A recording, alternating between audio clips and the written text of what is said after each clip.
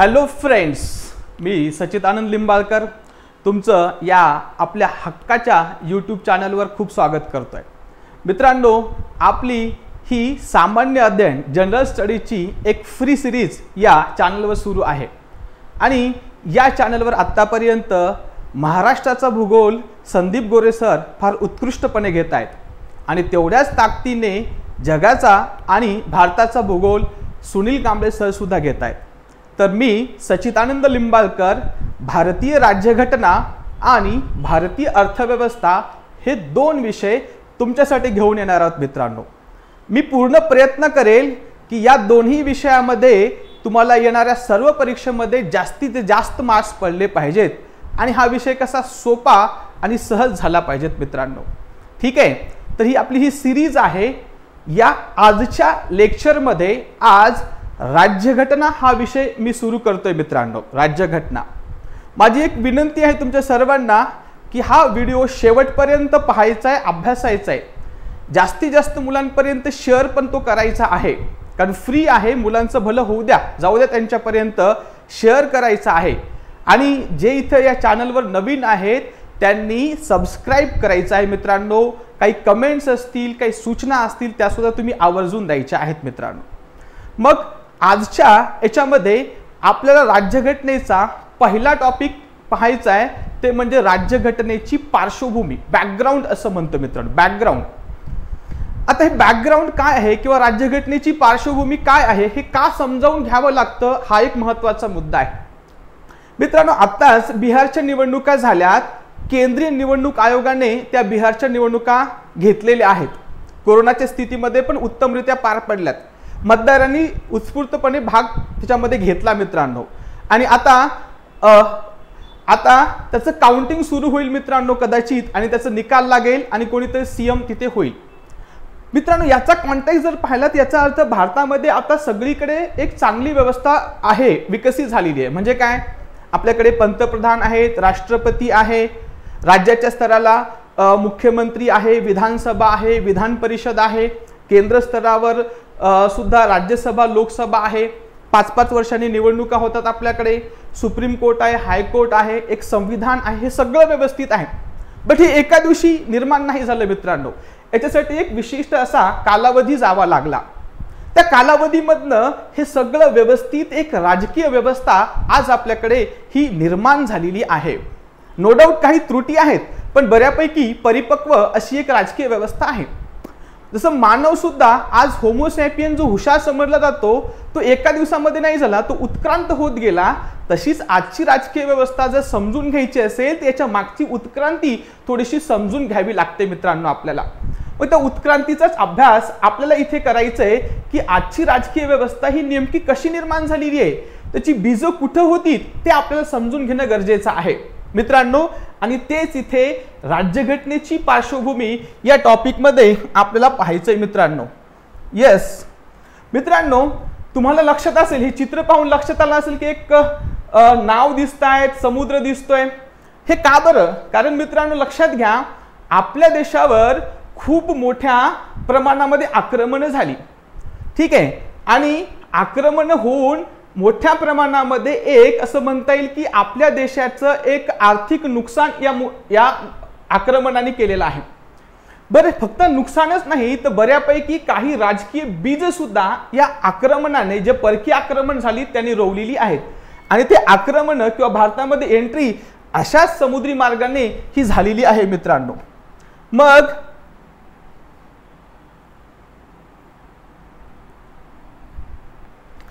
पण मित्रांनो लक्षात घ्या, भारतामध्ये आक्रमण का केली गेली, इतके आक्रमण? कारण आपण म्हणतोय की भारत सोने की चिडिया होतं, कदाचित याच्याच पायी भारतावर आक्रमण झालेली आहेत। बघा मित्रांनो, मी भारताचं वैशिष्ट्य तुमच्या समोर आहे। आपल्याकडे प्राचीन कालावधीमध्ये एक व्यापारी संस्कृती, इंडस व्हॅली सिव्हिलायझेशन, सिंधू संस्कृती असं म्हणूया आपण, हडप्पा मोहेंजोदडो तुम्हाला माहित आहे, अशी एक प्रगल्भ व्यापारी संस्कृती होऊन गेली आहे। त्यानंतर वेदकालीन सुद्धा एरा आपला हा ऋषीमुनी आणि त्यांच्या कर्तबगारीने असा मोठा हा गाजलेला होता मित्रांनो। मध्ययुगीन कालावधी सुद्धा बघा मित्रांनो, मोगलच्या कालावधीमध्ये आर्किटेक्चर ताजमहल सारखे आर्किटेक्चर किंवा असे खूप मोठे मंदिरं आपल्याकडे निर्माण झाली मित्रांनो. मंदिरं नाही असं म्हणता येईल की एक स्थापत्य कला मोठ्या प्रमाणामध्ये विकसित झाली होती आपल्याकडे. सोन्याचा भांडार होता मित्रांनो आपल्याकडे. ठीक आहे, आज सध्या 53,000 तोळा सोनं गेलंय मित्रांनो, इतकं महाग झालंय आपल्याकडे. आज आपल्या भारताच्या मागणी जगाच्या 16% आहे आणि उत्पादन फक्त 0.3% आहे. पण त्यावेळेस सोन्याची चिडिया म्हणायची. तुम्हाला मोहरावून कळतं मित्रांनो की सोन्याचा आपल्याकडे खूप साठा होता. पण एवढंच नाही तर भरभरून मसाले सुद्धा होते मित्रांनो आपल्याकडे. त्यानंतर रेशीम जगत विख्यात होतो मित्रांनो. म्हणजे तुम्हाला लक्षात आलं असेल की बाबा ही सगळं वैशिष्ट्य होतं आपल्याकडे. सोन्याचं भांडार असेल, वस्तुकला होती, ठीक आहे, स्थापत्य कला असेल, रेशीम असेल, फॅक्टरी असतील, खूप मोठ्या प्रमाणामध्ये भारत एक समृद्ध होता. आणि त्यामुळेच काय झालं मित्रांनो, ही संपत्ती लुटून घेण्यासाठी हे परक्यांचं आक्रमण इथे मोठ्या प्रमाणात झालं मित्रांनो. ठीक आहे, तुम्हाला इथे भारताचा नकाशा पण दिसतोय मित्रांनो. हा सगळा भारताचा नकाशा आणि हा सगळा जो प्रदेश दिसतोय, या सगळ्या प्रदेशामधनं इथे भारतावर आक्रमण झालेलं आहे मित्रांनो. ठीक आहे, आणि मग या आक्रमणामध्येच बऱ्यापैकी असं म्हणता येईल की एक राजकीय पाश्चात्य राजकीय प्रणालीचा आपल्याकडे कुठेतरी अंतर्भाव होण्यामध्ये एक सुकर मार्ग तयार झाला मित्रांनो. मग हे परकीय भारतामध्ये आले तरी कशासाठी, तर मूळ मुद्दा त्यांचा की परकीय भारतामध्ये आले ते व्यापारासाठी. मग याच्यामध्ये कोणकोणत्या कंपन्या भारतामध्ये आल्या त्याचा सिक्वेन्स जर पाहायचा असेल मित्रांनो, तर पोर्तुगीज आले ते म्हणजे 1498 ला. पोर्तुगीज 1498 ला हे भारतामध्ये आलेत मित्रांनो. त्याच्यानंतर डच आलेत 1595 ला, इंग्रज आले 1600 ला आणि फ्रेंच आले 1664 ला. तुम्हाला कदाचित इतिहासामध्ये गोरे सर आणखी छान समजावून सांगतील, बट आपल्याला फक्त एक पार्श्वभूमी पाहायची आहे. आज जी राजकीय स्थिती आहे त्याची पार्श्वभूमी समजून घेण्यासाठी एक आपण तयारी करत आहोत. तर आपल्याला हे परकीय आक्रमण जे काही झालं बघा, पोर्तुगीज 1498 ला आलेले आहेत, डच 1595 ला, इंग्रज 1600 ला, तर फ्रेंच 1664 ला भारतामध्ये आलेत. ते अशाच कुठल्या तरी एखाद्या जहाजामधनं भारतामध्ये ते आले असतील मित्रांनो. ठीक आहे, त्यानंतर मग आपल्याला जे महत्वाचं आहे, ठीक आहे, ते महत्वाचं आहे मित्रांनो, ती म्हणजे ईस्ट इंडिया कंपनी. आता ईस्ट इंडिया कंपनी हिची स्थापना जी आहे मित्रांनो 31 डिसेंबर 1600 ला ही ईस्ट इंडिया कंपनीची स्थापना झाली. मग या कंपनीचे संस्थापक कोण होते? John watts, George white. ठीक आहे, हे तिचे संस्थापक होते मित्रांनो. आणि मग ही ईस्ट इंडिया कंपनी कशासाठी निर्माण झाली होती? तर व्यापार करण्यासाठी. मग ती कशाचा व्यापार करत असे? कापूस, रेशीम, नीळ, मसाला, चहा आणि अफू इत्यादी वस्तूंचा ही ईस्ट इंडिया कंपनी व्यापार करत होती मित्रांनो. मग या कंपनीला व्यापार करण्याचा परवाना कधी मिळाला? तर 31 डिसेंबर 1600 ला या ईस्ट इंडिया कंपनीला व्यापार करण्याचा परवाना मिळाला. पण हा परवाना दिला कोणी? तर त्यावेळेसची ब्रिटिशांची राणी एलिझाबेथ प्रथम. ठीक आहे, आता ज्या राणी आहेत ते एलिझाबेथ सेकंड आहेत मित्रांनो. त्यावेळेसची राणी एलिझाबेथ प्रथम हिने या ईस्ट इंडिया कंपनीला व्यापार करण्याचा परवाना दिला. बरं, मग हा व्यापार करण्याचा अधिकार कोणत्या क्षेत्रामध्ये होता? तर केप ऑफ गुड होपच्या पूर्वेला. बघा लक्षात घ्या, कुठे? केप ऑफ गुड होपच्या पूर्वेला आणि स्ट्रेट ऑफ मॅगलनच्या पश्चिमेला. बघा लक्षात घ्या बरं, केप ऑफ गुड होपच्या पूर्वेला आणि स्ट्रेट ऑफ मॅगलनच्या पश्चिमेला व्यापार करण्याचा अधिकार या ईस्ट इंडिया कंपनीला देण्यात आला मित्रांनो. मग आता हे लोकेशन काय ते थोडंसं पाहूया मित्रांनो आपण. ठीक आहे, की नेमकं हे लोकेशन कुठे आहे बरं? तर बघा मित्रांनो, हा जगाचा मॅप आहे. ठीक आहे, हे इथे युरोप आहे, इथे आशिया आहे, इथे ऑस्ट्रेलिया आहे, इथे आफ्रिका आहे, इथे अमेरिका आहे, इथे साऊथ अमेरिका आहे मित्रांनो. ठीक आहे, मग इथं हे तुम्हाला इथे दिसत असेल मॅगलन. इथे हा स्ट्रेट ऑफ मॅगलन आहे बघा, दिसतं हे. ठीक आहे, हा जो आहे याला आपण स्ट्रेट ऑफ मॅगलन, हा जो काही इथे हा सामुद्रधुनी असं म्हणूया आपण. स्ट्रेट ऑफ मॅगलन या ठिकाणी येतं मित्रांनो. ठीक आहे, हा जो आहे स्ट्रेट ऑफ मॅगलन. आणि केप ऑफ गुड होप म्हणजे हे आफ्रिकेचं जे काही टोक याला आपण केप ऑफ गुड होप म्हणतो. म्हणजे याच्या पूर्वेला म्हणजे कोणता आलं मित्रांनो? हा आशिया आला. आणि याच्या पश्चिमेला, आता हा फ्लॅट मॅप आहे, जर आपण याला राऊंड जर घेतलं त्याच्या पश्चिमेला म्हणजे कोणती येईल मित्रांनो, हीच पूर्वेची बाजू येईल. म्हणजे हा आशिया, त्यानंतर इकडचे काही आयलँड्स, या ठिकाणी व्यापार करण्याचा अधिकार ईस्ट इंडिया कंपनीला मिळाला मित्रांनो. ठीक आहे, ओके. मग आता या ईस्ट इंडिया कंपनीचं भारतात आगमन झालं. मग आता भारतात आगमन झाल्यावर या ईस्ट इंडिया कंपनीने काय काय केलं ते थोडं समजावून घेऊया आपण. ठीक आहे मित्रांनो, आता बघा 1608 ला काय झालं. 1608 ला ब्रिटिशांची राणी एलिझाबेथ प्रथम हिचा मृत्यू झाला आणि नंतर जेम्स प्रथम हा राजा झाला मित्रांनो 1609 ला. ठीक आहे, मग 1609 लाच काय झालं, कॅप्टन हॉकिन्स हा भारतामध्ये आला मित्रांनो. कोण? 1609 ला कॅप्टन हॉकिन्स हा भारतामध्ये आला. तो ईस्ट इंडिया कंपनीचा प्रतिनिधी म्हणून भारतामध्ये आला. त्यावेळेस भारतामध्ये मोगलांचं राज्य होतं मित्रांनो. ठीक आहे, मोगलांचं, आणि मोगलांचा बादशाह त्यावेळेस जहागीर होता. ठीक आहे, कोण? जहागीर हा होता. मग हा कॅप्टन हॉकिन्स जहागीरच्या दरबारामध्ये गेला. कशासाठी? तर ईस्ट इंडिया कंपनीला भारतामध्ये व्यापारी सवलती मिळाव्यात त्यासाठी. परंतु जहागीरने कॅप्टन हॉकिन्सचं काही ऐकलं नाही आणि सुरुवातीला ईस्ट इंडिया कंपनीला भारतात व्यापारी सवलती मिळाल्या नाही. पण नंतर स्वालीचं युद्ध झालं. स्वालीच्या युद्धामध्ये ईस्ट इंडिया कंपनीचा पराक्रम दिसून आला आणि मग जहागीरने ईस्ट इंडिया कंपनीला भारतामध्ये व्यापार करायचा परवाना देऊन टाकला मित्रांनो. ठीक आहे, म्हणजे जहागीर यांनी ईस्ट इंडिया कंपनीला भारतामध्ये व्यापार करण्याचा परवाना देऊन टाकला. मग ईस्ट इंडिया कंपनीने आपल्या व्यापारासाठी 1613 मध्ये, कधी? 1613 मध्ये सुरत या ठिकाणी मित्रांनो आपली पहिली वखार स्थापन केली. लक्षात घ्या, 1613 मध्ये ईस्ट इंडिया कंपनीने सुरत या ठिकाणी पहिली वखार, वखारला आपण फॅक्टरी म्हणतो, आपण फॅक्टरी, कारखाना म्हणता येईल. ठीक आहे, वखार म्हणजे काय? एक व्यापार केंद्र असं म्हणता येईल. सुरत या ठिकाणी स्थापन केलं. सुरतमध्ये का? कारण किनाऱ्यावरून जाता आलं असतं मित्रांनो, अरबी समुद्राच्या किनारी. ठीक आहे, आणि तिथून सुरत, मग सुरतला पहिली वखार त्या ठिकाणी स्थापन केली गेली. त्यानंतर पुन्हा 1615 ला मित्रांनो थॉमस रो हा सुद्धा ईस्ट इंडिया कंपनीचा प्रतिनिधी, तो भारतामध्ये आला. जेम्स प्रथम म्हणजे हा त्यावेळेस इंग्लंडचा राजा, त्यांनी थॉमस रोला पाठवलं. जहागीर जो मोगलांचा बादशाह भारतामध्ये राज्य करत होता, त्या जहागीरासोबत व्यापारी करार करा असा आदेश या जेम्स प्रथमने थॉमस रोला दिला. बघा, महत्वाचा मुद्दा आहे की इंग्लंडचा राजा होता जेम्स प्रथम, भारतामध्ये होता तो म्हणजे जहागीर, आणि मग जहागीर सोबत भारतामध्ये व्यापार करण्यासाठी सवलती आणखी पाहिजेत यासाठी करार करण्यासाठी थॉमस रोला पुन्हा पाठवल्या गेलं. हा करार यशस्वी झाला. आणखी मोठ्या प्रमाणामध्ये ईस्ट इंडिया कंपनीला भारतामध्ये व्यापार करण्यासाठी सवलती ह्या मिळाल्या मित्रांनो. ठीक आहे, ओके. मग हळूहळू कंपनीचा भारतामध्ये आता विस्तार होऊ लागला होता. पहिली वखार सुरतमध्ये, नंतर मद्रासमध्ये 1639 ला, बॉम्बेमध्ये 1668 ला आणि कलकत्त्यामध्ये 1690 ला, अशा हळूहळू आता भारतामध्ये ईस्ट इंडिया कंपनीच्या वखारी स्थापन होऊ लागल्या होत्या. म्हणजे याचा अर्थ आता हळूहळू ईस्ट इंडिया कंपनी भारतामध्ये पाय पसरत चालली होती व्यापाराच्या निमित्ताने असं म्हणता येईल.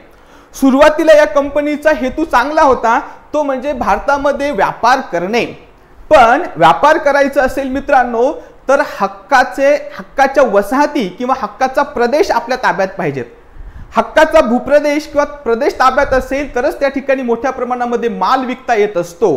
म्हणून याच आकांक्षेपायी काय झालं, ईस्ट इंडिया कंपनी एखादा प्रदेश मिळवण्यासाठी या स्थानिक राज्यांसोबत लढाया सुद्धा करू लागली मित्रांनो. ठीक आहे, मग अशा बऱ्याचशा लढाया या ईस्ट इंडिया कंपनीने केल्या होत्या मित्रांनो.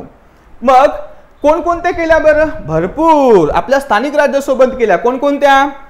जसं बघा, मोगल जे स्ट्रॉंग होते, समजा मोगलांसोबत सुद्धा ईस्ट इंडिया कंपनीच्या लढाया झाल्या 1680 ते 1690 दरम्यान. इवन मराठांसोबत सुद्धा मित्रांनो युद्ध झाले, त्याला आपण अँग्लो मराठा युद्ध असं म्हणतो आपण. 1775 ते 1818 या दरम्यान ईस्ट इंडिया कंपनीचे मराठ्यांसोबत 3 युद्ध झाली. त्यानंतर म्हैसूर युद्ध पण झाली मित्रांनो. म्हैसूर युद्ध म्हणजे कोणती? हैदर अली आणि टिपू सुलतान यांच्यासोबत झालेली युद्ध 1767 ते 1799 दरम्यान अशी 4 युद्धे झाली मित्रांनो. शिखांसोबत सुद्धा युद्ध झाली, त्याला आपण अँग्लो शीख युद्ध असं म्हणतो. ते 1845 ते 1849 दरम्यान अशी 2 युद्ध झाली.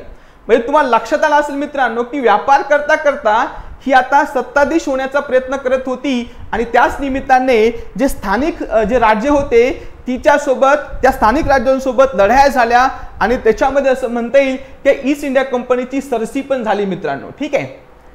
मग आता या ईस्ट इंडिया कंपनीचं थोडंसं बंगाल प्रांतामधला प्रभाव आपण पाहतोय मित्रांनो. ठीक आहे.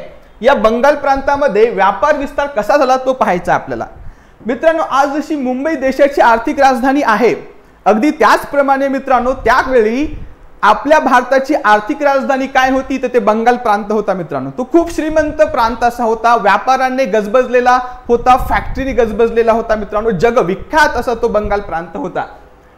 मग या प्रांतामध्ये साहजिकच ईस्ट इंडिया कंपनीचा व्यापार करण्याचा इंटरेस्ट डेव्हलप झाला.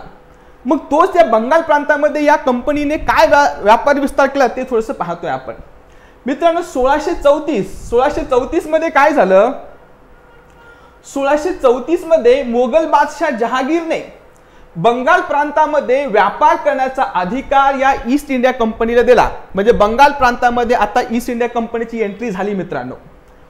मग या बंगाल प्रांतामध्ये 1651 ला हुगळी येथे, कुठे मित्रांनो, हुगळी येथे ये पहिली वखार ईस्ट इंडिया कंपनीने स्थापन केली. बंगाल प्रांतातली, बरं भारतातली पहिली वखार म्हणलं तर सुरतला, पण बंगाल प्रांतातली पहिली वखार जर म्हणलं तर मित्रांनो हुगळी येथे 1651 ला ईस्ट इंडिया कंपनीने स्थापन केली. ठीक आहे. मग आता या ईस्ट इंडिया कंपनीला आणखी एक अपॉर्च्युनिटी असं म्हणता येईल ती मिळाली मित्रांनो. ती कशी, त्याची एक घटना आहे. त्यावेळेस बंगालचा सुभेदार होता शहासुजा मित्रांनो, शहासुजा. ठीक आहे. शहासुजा हा बंगालचा सुभेदार होता आणि त्या सुभेदाराच्या नातेवाईकामध्ये एक स्त्री आजारी पडते आणि मग त्या आजारी असणाऱ्या स्त्रीला कंपनीची एक डॉक्टर असतात, ते म्हणजे डॉक्टर बाउटन. ईस्ट इंडिया कंपनीचे हे डॉक्टर असतात, डॉक्टर बाउटन. ठीक आहे. मग हे डॉक्टर बाउटन त्यांच्यावर इलाज करतात आणि स्त्री त्याच्यामध्ये बरे होते त्याच्यामध्ये. मग त्याला खुश होऊन शहासुजा काय करतो, फक्त वार्षिक 3000 रुपये मोबदला. किती मित्रांनो, तर वार्षिक फक्त 3000 रुपये कंपनीकडनं मोबदला घ्यायचा आणि त्या मोबदल्यामध्ये बंगाल, बघा बंगाल,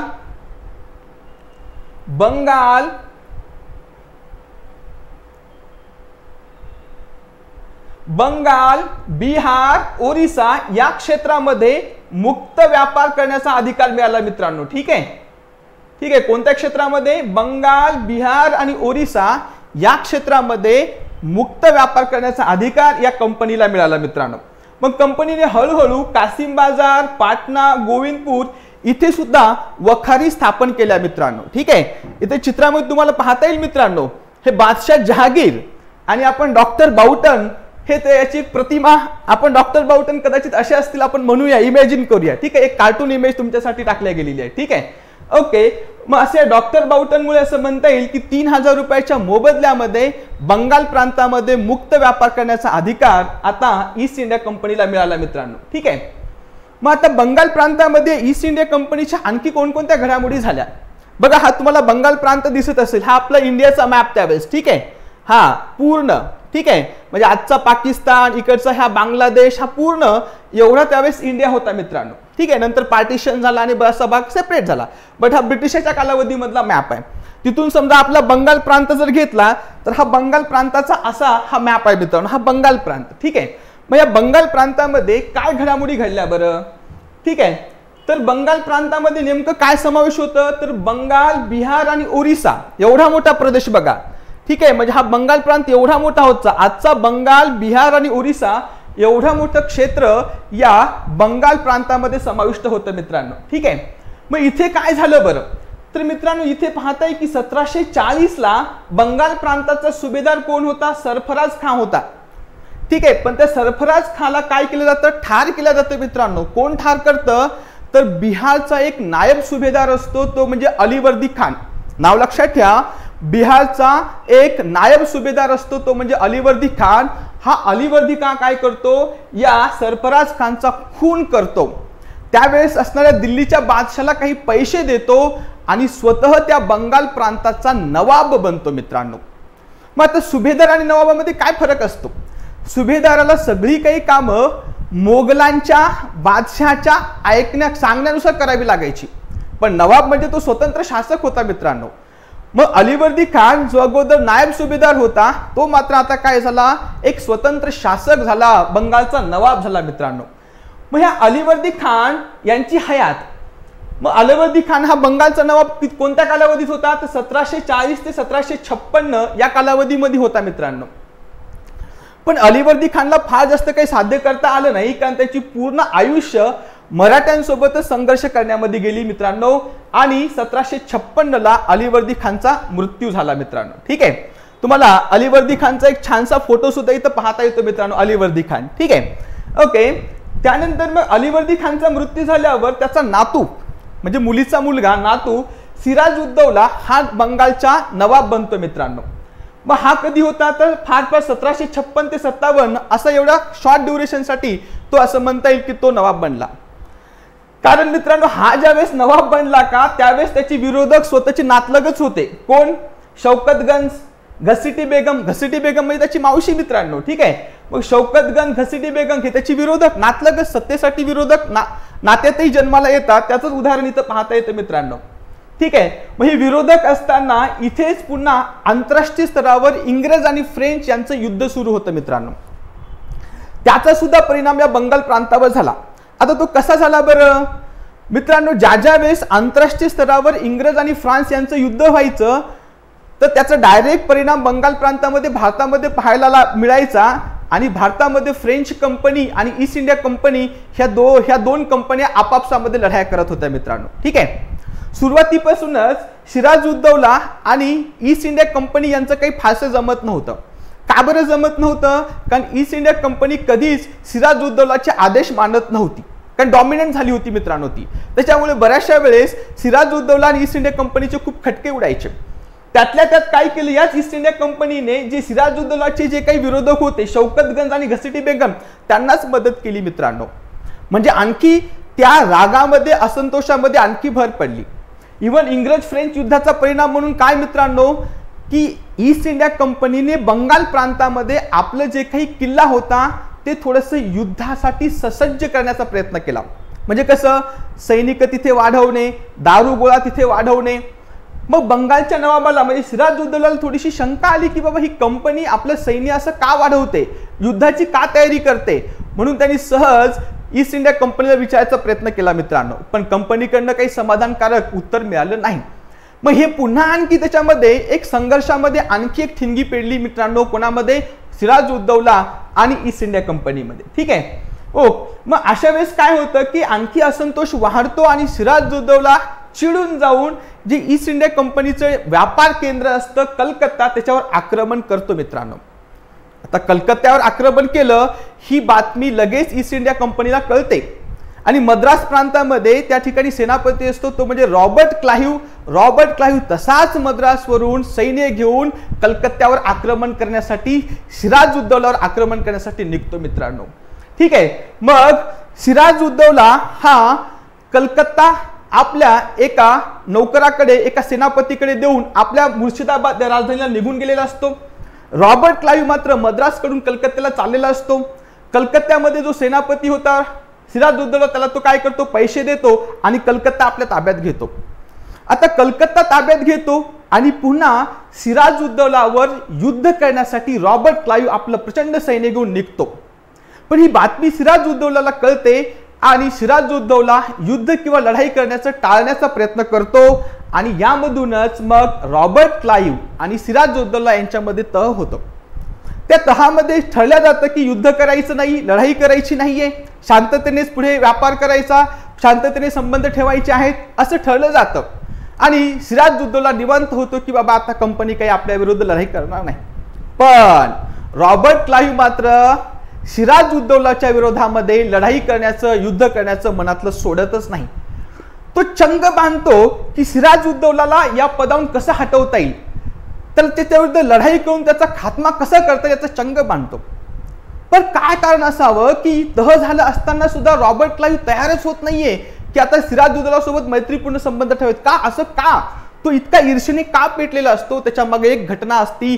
त्या घटनेला आपण म्हणतो अंधार कोठडीची घटना असं म्हणतो मित्रांनो. ती अतिशय महत्वाची घटना, अंधार कोठडीची घटना. म्हणजे काय मित्रांनो, की ज्यावेळेस सिराजुद्दौला कलकत्त्यावर आक्रमण करतो त्यावेळेस तो ईस्ट इंडिया कंपनीचे जवळपास 146 युद्ध कैदी बनवतो आणि त्या 146 युद्ध कैद्यांना एका अंधाऱ्या खोलीमध्ये डांबतो. ती खोली फक्त 10x14 असते मित्रांनो. 10x14च्या रूम मध्ये 146 जण कोंबलेत आणि ते जूनचा दिवस म्हणजे प्रचंड उष्णता, गरमी, अंधार आणि ह्यामुळे त्या 146 पैकी 123 सैनिक हे मृत्युमुखी पडतात. याचा बदला रॉबर्ट क्लाइव्हला घ्यायचा असतो मित्रांनो. म्हणून तह जरी झाला असेल तरी रॉबर्ट क्लाइव्ह मैत्रीपूर्ण संबंध न ठेवता सिराजुद्दौलाच्या विरोधामध्ये युद्ध करायचं ठरवतो. त्याच्या मागे ही घटना असते. याला अंधार कोठडीची घटना असं म्हणलं जातं मित्रांनो. याचा बदला रॉबर्ट क्लाइव्हला घ्यायचा असतो. मग काय करतो तो?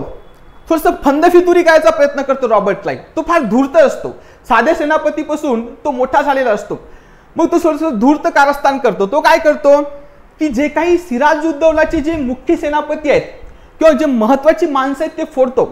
ठीक आहे, जसं जगत सेठ असतील, अमीचंद आहे, किंवा जो सिराजुद्दौलाचा मुख्य सेनापती मीर जाफर असेल किंवा खजिनदार रायदुर्लभ असतील, या सर्वांना जे महत्वाची माणसं होती सिराजुद्दौलाची यांना फोडतो. त्यांना फोडल्या जातं.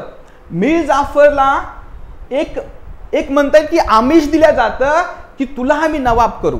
विचार करा, एवढं मोठं जर आमिष दिलं तर सगळे सैनिक जे असं म्हणता येईल की सिराजुद्दौलाचे प्रामाणिकपणे काम करत होते ते आता फुटतात आणि कंपनीच्या बाजूने म्हणजे रॉबर्ट क्लाइव्हच्या बाजूने जातात मित्रांनो. आणि मग शेवटी एक वेळ येते, रॉबर्ट क्लाइव्ह आपलं सैन्य घेऊन सिराजुद्दौलावर तो चाल करून निघतो मित्रांनो. मग सिराजुद्दौलाला ही बातमी कळते की कंपनी आपल्या विरुद्ध युद्ध करत आहे. मग सिराजुद्दौला सुद्धा आपलं सैन्य घेऊन ही निघत असते मित्रांनो. मग इकडे कंपनीचं सैन्य ज्याचं नेतृत्व रॉबर्ट क्लाइव्ह करतो आणि इकडे नवाबाचं सैन्य मित्रांनो हे प्रत्यक्ष 23 जून 1757 कधी 23 जून 1757 ला मुर्शिदाबाद पासून 22 मैल अंतरावर एक गाव असतं प्लासी, त्या ठिकाणी येतं. या सैन्यामध्ये कंपनीच्या सैन्यामध्ये 950 पायदळ, 100 युरोपियन तोफ, 50 इंग्रज नाविक आणि 2100 भारतीय सैनिक, म्हणजे फार जास्त नाही असं म्हणता येईल. ठीक आहे. आणि नवाबाचं सैन्य मात्र 50,000 सैन्य असतं मित्रांनो. हे दोन सैन्य कंपनीचं आणि सिराजुद्दौला सैन्य एकमेकांसमोर येतात. सगळ्या सैन्याच्या अंगामध्ये असे अंगारे असतात आणि एकच तिथे सुरू होतो ते म्हणजे प्रचंड घणाघात, एकमेकांवर आक्रमण आणि लढाई सुरू होते मित्रांनो. या लढाईचं चित्र तुम्हाला पाहता येते मित्रांनो इथे की कंपनीचं सैन्य आणि सिराजुद्दौला सैन्य कसं बेफाम या ठिकाणी लढाई करतात.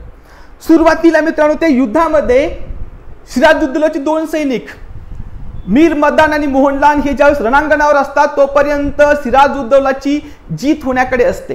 पण अचानक या दोघांनाही गोळी लागते, दोघंही मृत्युमुखी पडतात आणि मग मात्र सिराजुद्दौलाचं सैन्य हळूहळू कच खायला लागतं. मग शेवटी हारण्याची वेळ येते. सिराजुद्दौला आपल्या मीर जाफरकडे जातो. त्याला कुठं माहित असतं मीर जाफर फुटलेला आहे म्हणून. मग मीर जाफरला विचारतो की आता काय करावं. मीर जाफर म्हणतं की तुम्ही रणांगण सोडून जा. मग तिथून सिराजुद्दौला काही सैन्य घेऊन पळून जातो आणि शेवटी आपल्याला माहित आहे की त्या युद्धाचा काय परिणाम असेल. ते युद्ध कंपनीने जिंकलेलं असतं मित्रांनो. ठीक आहे. फंदफतुरीच्या माध्यमातून ते जिंकलं गेलं. ठीक आहे. नवाब पराभूत होतो. नंतर सिराजुद्दौला या नवाबाला पकडलं जातं आणि त्याची हत्या केली जात असते मित्रांनो. अशा प्रकारे पहिला घात ईस्ट इंडिया कंपनीने या बंगाल प्रांतामध्ये केला मित्रांनो. ठीक आहे. आणि इथे हत्या घडून आणली ती म्हणजे बंगालच्या नवाबाची. ठरल्याप्रमाणे मीर जाफर नवाब बनतो. मग मीर जाफर खुश होऊन कंपनीला बक्षीस देतो. 24 परगणे जिल्ह्याचा प्रदेश देऊन टाकतो मित्रांनो. सगळा फ्रेंच प्रदेश सुद्धा कंपनीला देऊन टाकतो. रॉबर्ट क्लाइव्हला तर 2,34,000 पाऊंड इतकं बक्षीस मिळतं आणि इतर कंपनीच्या अधिकाऱ्यांना सुद्धा 50 लाख रुपये मित्रांनो. ठीक आहे. असं या ठिकाणी मीर जाफर खुश होऊन काय करतो, त्यांना बक्षीस देऊन टाकतो. पण कंपनीचं खरं रूप आता मात्र मीर जाफरला कळतं. भले मीर जाफर नवाब झाला असेल पण प्रत्यक्ष सत्ता काही त्याच्या हातात नव्हती असं म्हणता येईल. कंपनीला घेणं देणं नसतं की बंगालचा नवाब कोण होईल, पण कंपनीला एकच गरज असते ती म्हणजे पैशाची गरज. का बरं? कारण कंपनीला भारतामध्ये आता विस्तार करायचा असतो, सैन्य वाढवायचं असतं, शस्त्र वाढवायचं असतं, त्यानंतर व्यापार वाढवायचा असतो, पैशाची गरज लागत असते. म्हणून मीर जाफर या नवाबाकडनं कंपनी सतत पैशाची मागणी करते. सुरुवातीच्या कालावधी मीर जाफर आनंदाने पैसे देतो, पण नंतर मात्र मीर जाफरला ही सततची कटकट वाटायला लागते आणि मीर जाफर आणि कंपनी यांच्यामध्ये वाद सुरू होतो मित्रांनो. मग या वादाचा फायदा मीर जाफरपेक्षाही महाधूर्त त्याचा जावई मीर कासिम असतो तो घेतो. तो मीर कासिम कंपनीला जाऊन भेटतो आणि तो म्हणतो की बाबा मीर जाफर काही तुम्हाला पैशाची मदत करत नाहीये, पण मला तुम्ही नवाब बनवा, मी तुम्हाला पैशाची मदत करतो. कंपनीला काय करायचं, कोणीही नवाब हो, त्यांना फक्त पैशाची गरज पुरवणारा व्यक्ती पाहिजे असतो. तो त्यांना मीर कासिमच्या स्वरूपामध्ये दिसतो. कंपनी लगेच काय करते, मीर जाफरला पदच्युत करते आणि मीर कासिमला नवाब बनवल्या जातं मित्रांनो. ठीक आहे, इथे तुम्हाला चित्र पण पाहता येईल मित्रांनो, रॉबर्ट क्लाइव्ह. ठीक आहे, रॉबर्ट क्लाइव्ह आणि मीर जाफरचं चित्र सुद्धा तुम्हाला पाहता येतं मित्रांनो. ठीक आहे, ओके. मग आता मीर कासिम बंगालचा नवाब झाला मित्रांनो. मीर कासिम थोडासा हुशार असतो, तो आपल्या प्रशासनामध्ये सुधारणा करतो. काय काय सुधारणा करतो, आपलं जे सैन्य आहे तो फ्रान्सच्या मदतीने प्रशिक्षित करतो. राजधानी मुर्शिदाबादहून मुंगेरला घेऊन जातो. का बरं? कारण मुर्शिदाबाद कलकत्त्याच्या जवळ असतं. ईस्ट इंडिया कंपनी किंवा इंग्रज कधी येऊ शकतात मुर्शिदाबादला, पण मुंगेर थोडंसं कलकत्त्याच्या दूर असतं. मग काय होणार, कलकत्त्याच्या दूर असल्यामुळं जर काही उद्या प्रॉब्लेम आला तर तिथपर्यंत सैन्य यायला कंपनीचं वेळ लागणार आणि तो पण मीर कासिम बऱ्यापैकी काहीतरी हालचाल करू शकत होता. म्हणून त्यांनी चालाखीने आपली बंगालची जी राजधानी मुर्शिदाबाद होती ती बदलून थोडीशी कलकत्त्यापासून दूर मुंगेरला नेली मित्रांनो. इव्हन आधुनिक तोफा त्याला माहित होतं की उद्या या ईस्ट इंडिया कंपनी सोबत लढावं लागणार, त्यांचं सैन्य प्रशिक्षित आहे.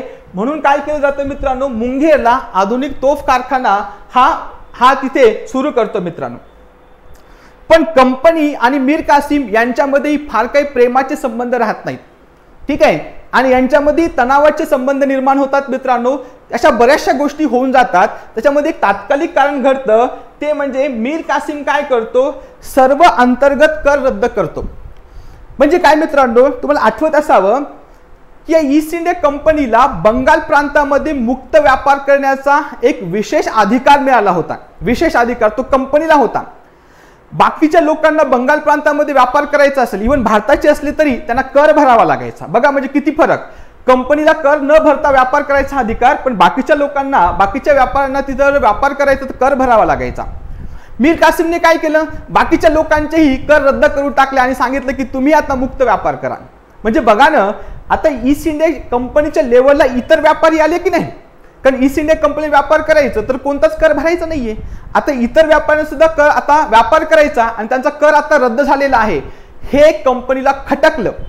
कंपनीला या भारतातले जे व्यापारी आपल्या लेवलला येणं हे त्यांना योग्य वाटलं नाही. म्हणून त्यांनी काय केलं, मीर कासिमला पदावरून पदच्युत केलं मित्रांनो. ठीक आहे, पदच्युत केलं आणि पुन्हा मीर जाफरलाच बंगालचा नवाब केलं मित्रांनो. मीर कासिम मग बंगाल मधून पळून जातो मित्रांनो. ठीक आहे, मीर कासिम पळून जातो आणि मग त्याच्यासारखेच असे समदुःखी कोण कोण असतात आहेत ना, असे समदुःखी कोण कोण आहेत त्याला जाऊन भेटतात. मग कोण समदुःखी असतात, जसं ईस्ट इंडिया कंपनीने मीर कासिमला दुखावलं होतं, मग असे कोण कोण दुखावलेले आहेत ईस्ट इंडिया कंपनीच्या विरोधाचे तो शोध घेतो. त्यामध्ये असतो एक अवधचा नवाब, तो म्हणजे शुजाउद्दौला. अवधचा नवाब शुजाउद्दौला. ठीक आहे, त्यानंतर दिल्लीचा बादशाह मित्रांनो, मोगल बादशाह शाह आलम. मग हे तिघ जण एकत्र येतात. कोण कोण, बंगालचा माजी नवाब मीर कासिम, अवधचा नवाब शुजाउद्दौला, शुजाउद्दौला आणि दिल्लीचा मोगलांचा बादशाह त्यावेळेचा शाह आलम. हे तिघ जण एकत्र येतात आणि ईस्ट इंडिया कंपनी विरुद्ध लढायचं ठरवतात.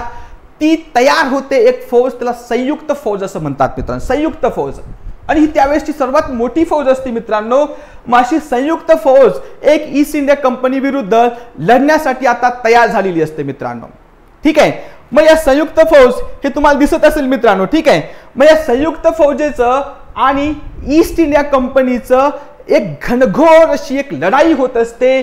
ती 23 ऑक्टोबर 1764 ला, कधी 23 ऑक्टोबर 1764 ला बक्सार या ठिकाणी होते. त्याला बक्सारची लढाई असं म्हणतो मित्रांनो आपण, बक्सारची लढाई. त्या युद्धाचे थोडेसे इमेजेस तुम्हाला पाहायला मिळतील मित्रांनो, की कसं ईस्ट इंडिया कंपनी आणि संयुक्त फौज एकमेकाशी असं घणाघातपणे युद्ध करत आहे, लढाई करत आहे. ठीक आहे मित्रांनो, मग या युद्धाचा परिणाम काय होतो? पण या युद्धामध्ये काय होतं? कंपनी जिंकते.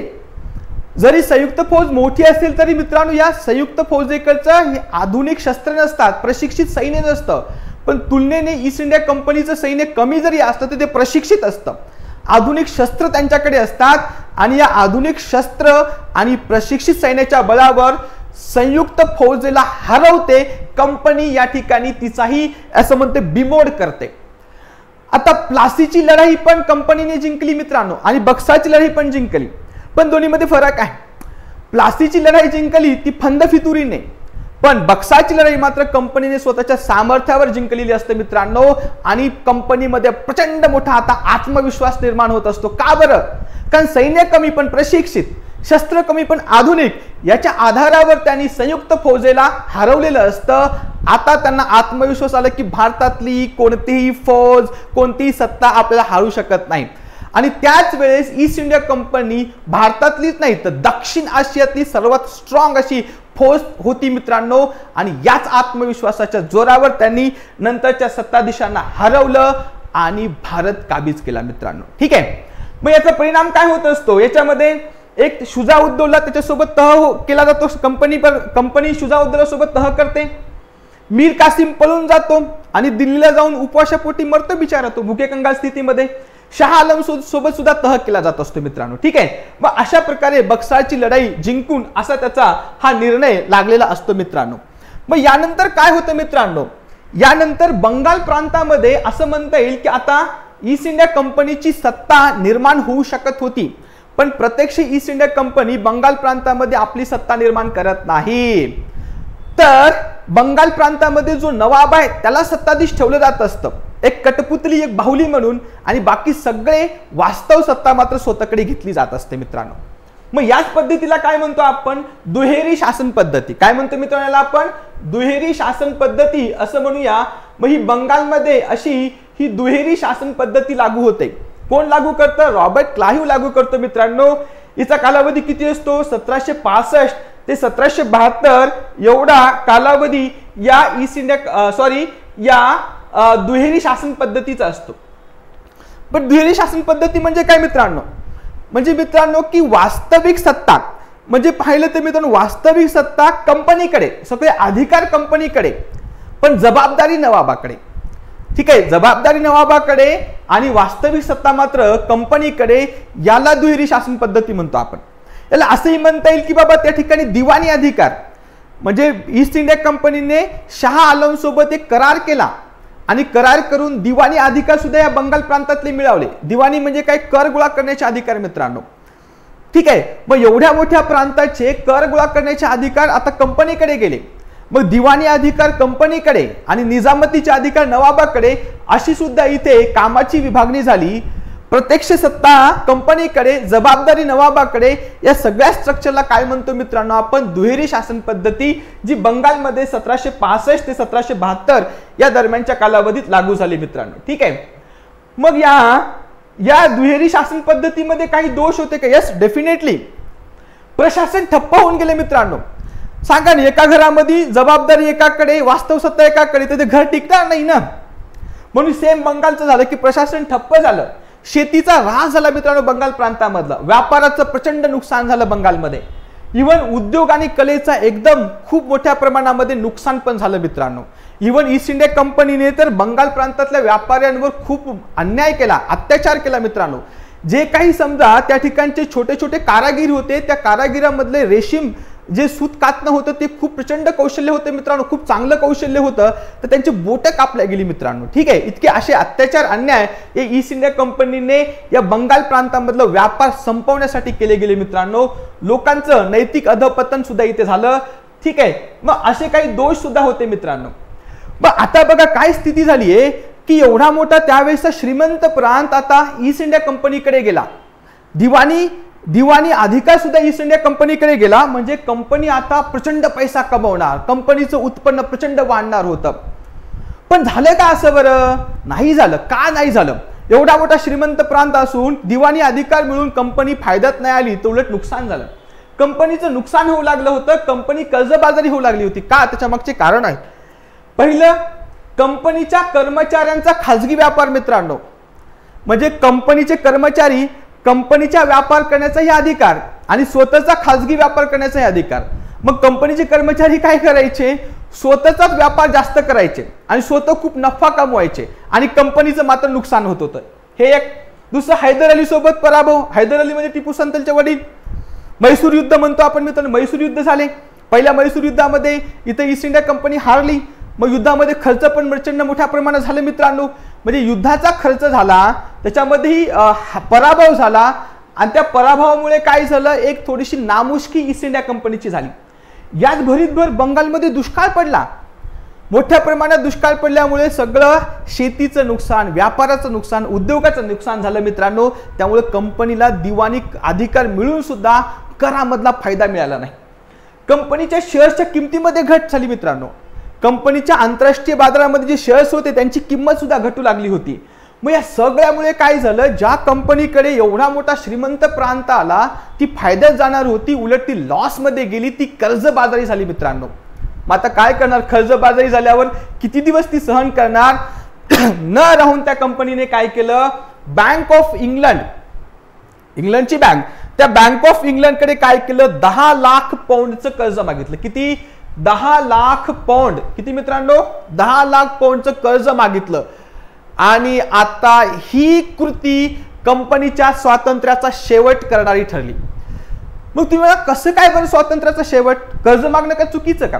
मित्रांनो, तुम्ही डेप्युटी कलेक्टर, DYSP, PSI झालात आणि समजा घरी तुम्ही पैसे पाठवताय पगारीमधनं, ठीक आहे, रोज तुम्ही म्हणजे प्रत्येक महिन्यात 10-10 हजार रुपये घरी पाठवताय, वर्ष 2 वर्षभर असंच चाललं तुमचं. पण मग तिसऱ्या वर्षी काय केलं, तुम्ही घरूनच पैसे मागायला लागले. बरं, घरच्यांनी पहिल्या महिन्यात दिले, दुसऱ्या महिन्यातही तुम्ही मागताय, तिसऱ्या महिन्यातही मागताय, चौथ्या महिन्यातही मागताय, 5व्या महिन्यामध्ये मात्र घरचे तुमच्या जिथं काम करताय, जिथं तुम्ही ऑफिसला तिथेच येणार. का बरं? कारण त्यांना वाटेल की बाबा 3 वर्ष पोरांनी पैसे दिलेत आपल्याला, त्याला स्वतःची एवढी पगार आहे, पण आता काय झालं, ह्याची पगार याला पुरत नाही आणि आमच्याकडनं तो पैसे मागतोय. कर्जबाजारी झाला की काय, वेळीच त्याला आवरलं पाहिजे. सेम मित्रांनो, की एवढा मोठा श्रीमंत प्रांत बंगाल प्रांत कंपनीकडे गेला. कंपनीचं उत्पन्न प्रचंड वाढणार होती आणि त्या उत्पन्नामधनं काही हिस्सा तर ती इंग्लंडच्या संसदेला देणार होती. विचार करा. पण त्याच कंपनीवर कर्ज घेण्याची वेळ आली म्हणजे नक्कीच त्या कंपनीचं भारतात काहीतरी काळं बेरं चाललेलं आहे.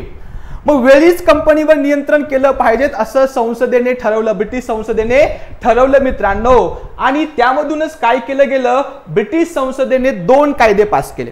कोणते 2 कायदे पास केले? पहिला कायदा की ज्या कायद्यानुसार ईस्ट इंडिया कंपनीला 4% व्याजाने 14 लाख पौंड कर्ज दिलं मित्रांनो, 14 लाख. आणि दुसरा कायदा पास केला तो म्हणजे नियामक कायदा. लक्षात घ्या, अतिशय महत्वाचा कायदा. कोणता? नियामक कायदा. याला रेग्युलेटिंग ऍक्ट असं म्हणलं जात असतं मित्रांनो. आणि हा 1773 ला पास केला मित्रांनो. लक्षात घ्या, वर्ष 1773 ला हा नियामक कायदा पास केला मित्रांनो. ठीक आहे, 1773 चा हा रेग्युलेटिंग ऍक्ट, 1773 चा. यस. आणि मग हा पहिला कायदा केला गेला ब्रिटिश संसदेने. कशासाठी? तर ईस्ट इंडिया कंपनीचा भारतातील व्यापार किंवा भारतातील जो कारभार आहे त्याच्यावर नियंत्रण ठेवण्यासाठी, आणि मग इथून पुढे ब्रिटिश संसद हळूहळू कायदे करत गेली. मग कोणकोणते? 1773 चा केला मित्रांनो. त्यानंतर केला तो म्हणजे 1784 चा पीट्स इंडिया कायदा केला. त्यानंतर केला तो म्हणजे 1786 चा केला मित्रांनो. ठीक आहे. त्यानंतर 1793 चा. ठीक आहे. त्यानंतर 1813 चा. त्यानंतर 1833. ठीक आहे. त्यानंतर 1853. ठीक आहे. 1858 ला काय झालं? ईस्ट इंडिया कंपनीची भारतातील सत्ता संपली आणि ब्रिटिश संसदेची सत्ता सुरू झाली. त्यानंतर 1858. त्यानंतर 1861 चा कायदा आला मित्रांनो. 1892 चा कायदा आला. त्यानंतर 1909 चा कायदा. त्यानंतर 1919. त्यानंतर 1935. त्यानंतर 1947 चा ज्यांनी आपल्याला स्वातंत्र्य मिळालं. म्हणजे मित्रांनो ही जी काही कायद्याची मालिका सुरू झाली आहे त्या कायद्याची मालिका संपली 47 ला. सुरुवात कधून झाली? 1773 ला. 1773 चा पहिला कायदा, नियामक कायदा जो ब्रिटिश संसदेने केला होता. कशासाठी? तर ईस्ट इंडिया कंपनीचा जो भारतातील व्यापार आणि कारभार आहे त्याच्यावर नियंत्रण करण्यासाठी. आणि हळूहळू असे कायदे करत करत शेवटी 47 चा कायदा पास करून आपल्याला स्वातंत्र्य दिलं. पण मित्रांनो हे जे काही कायदे ब्रिटिश संसदेने केले भारतासाठी आणि याच्यामधूनच आपल्याकडे राजकीय व्यवस्था निर्माण झाली. मित्रांनो काही कायद्यामधून आपल्याकडे संसद निर्माण झाली, काही कायद्यामधून आपल्याकडे राज्य विधिमंडळ निर्माण झालं, काही कायद्यामधून राष्ट्रपती निर्माण झाले, काही कायद्यामधनं कॅबिनेट, काही कायद्यातनं अशा बऱ्याचशा तरतुदी. हळूहळू आपल्याकडे एक संसदीय शासन पद्धती, एक लोकशाही राज्य पूर्णपणे नाही पण हळूहळू निर्माण होऊ लागलं होतं.